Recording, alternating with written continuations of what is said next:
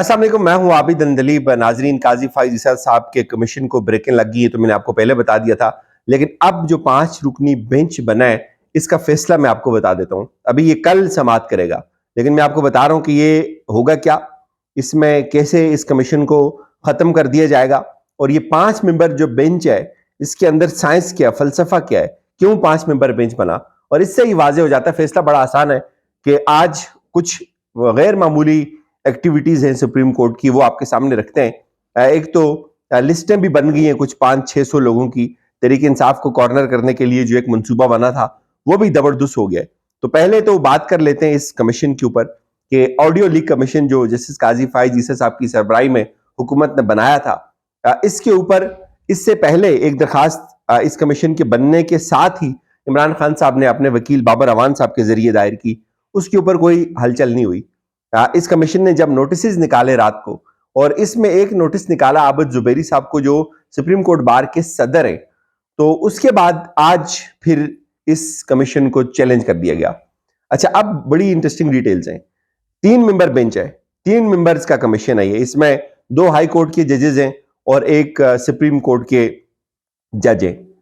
अब आर्टिकल 209 क्या कहता है कि सुप्रीम कोर्ट का जो जज है, उसका एहतिसाब सुप्रीम जुडिशियल काउंसिल कर सकती है, ना कि कोई जूनियर जज कर सकता है। अब ये 5 मेंबर बेंच, इसमें कौन कौन है?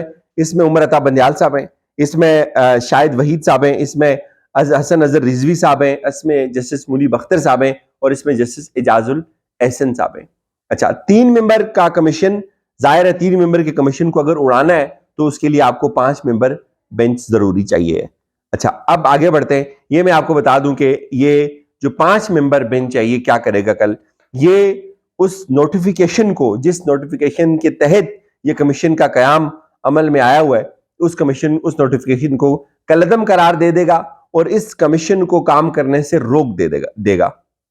एक ऑप्शन। दूसरा ऑप्शन ये है कि यही जो 5 मेंबर बेंच है, वो इस कमीशन के नोटिफिकेशन को कलअदम नहीं करेगा, लेकिन इस कमीशन की जो फ्यूचर की जो एक्टिविटीज हैं, इसके जो काम करने का मामला है, उसको सस्पेंड कर देगा, उसको ब्रेकिंग लगा देगा। हर दोनों सूरतों में इस कमीशन ने यहां से आगे नहीं बचना, ये कमीशन बर्बाद हो गया यहां। ये मार्क माय वर्ड्स, कल मैं आपको ये चीज बताऊंगा इंशाल्लाह सुप्रीम कोर्ट से कि इस कमीशन ने बचना नहीं है। अच्छा, कुछ इंटरेस्टिंग जो डिटेल्स हैं वो क्या है। एक चीज, बाबर अवान साहब ने जब एप्लीकेशन दी तो कुछ भी नहीं हुआ, लेकिन आज जब आबिद जुबैरी साहब ने दी, आबिद जुबैरी साहब खुद इस कमीशन ने उनको तलब किया एक ऑडियो में। तो जब बाबर अवान साहब की नहीं हुई 2 दिन, तो इसमें आज कोई साइंस तो है ना।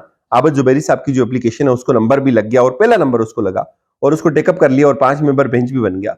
और कुछ लोगों का ये भी मानना है कि ये जो हुआ, चूंकि मेरी आज उनसे हुई मुलाकात, वो बहुत जल्दी में थे, और उस वक्त लग रहा था कि कुछ गैर मामूली चीजें चल रही हैं। लेकिन कुछ लोग ये भी दावा कर रहे हैं कि जो रजिस्ट्रार ऑफिस था, उन्होंने इंतजार किया ये दरखास्त सबमिट हो जाए और उसके बाद फिर इसके ऊपर बेंच बने।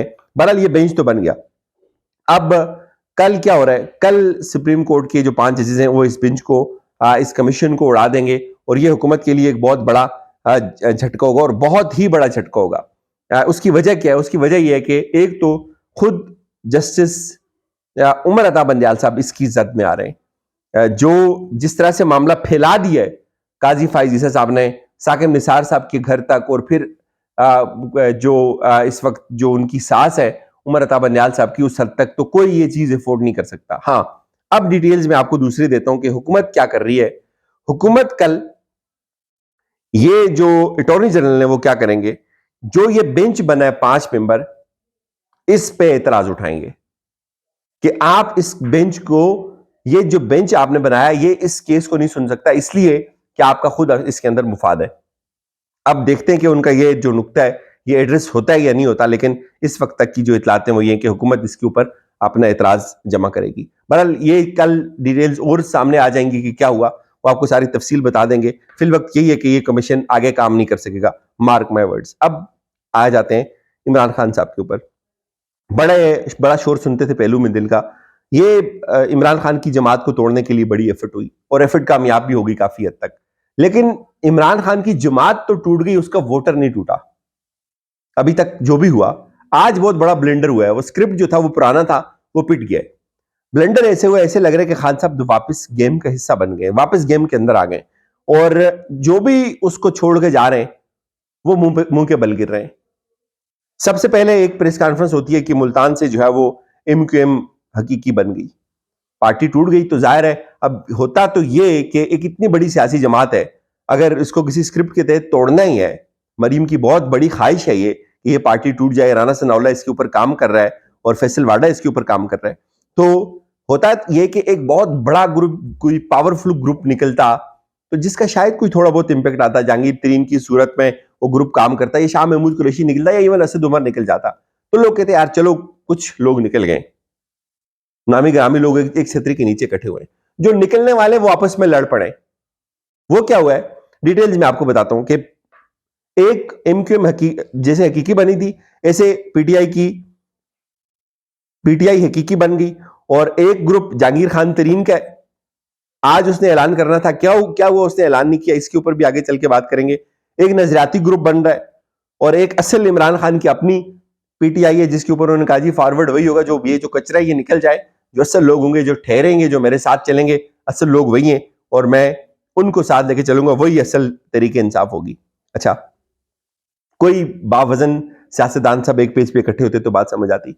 एक एमक्यूएम हकीकी बनी, एक पीटीआई हकीकी बनी, एक नजरियाती बनेगी और एक असली होगी, और कल कुछ और ग्रुप इसमें से निकलेंगे। अच्छा, ये जो नजरियाती और हकीकी है, इनके इख्तिलाफ सामने आ गया।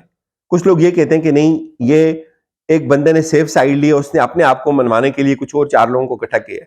आप एक बात लिख लें, इस वक्त जितने भी लोग हैं जिनको टिकट्स मिली थी, जिनको टिकट्स नहीं मिली, जो नाराज लोग हैं, वो सब भी अगर एक पेज पे आ जाए, होते हैं कुछ लोगों की दोस्तियां यारी होती हैं, मफादात होते हैं, वो सब एक पेज पे भी आ जाए, तो भी वो इलेक्शन जीतने की पोजीशन में नहीं है, तो भी वो इलेक्शन में इवन मुकाबले की पोजीशन में भी नहीं है।